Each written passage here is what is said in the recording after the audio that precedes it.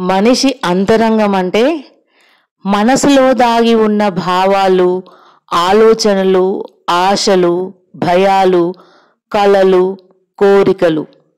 All the inner world of a human being. ఇది బయటి రూపం, ప్రవర్తన, మాటల కంటే కూడా చాలా లోతైనది.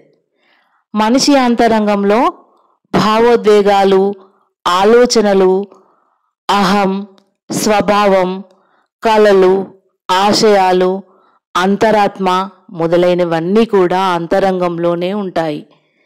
అందుకే మనిషి అంతరంగాన్ని శుభ్రంగా, నిర్మలంగా ఉంచుకోవడం చాలా ముఖ్యం. దీని కొరకు ధ్యానం, మంచి ఆలోచనలు, సత్సంగం, సేవ ఇవి అంతరంగాన్ని వెలిగించే మార్గాలు.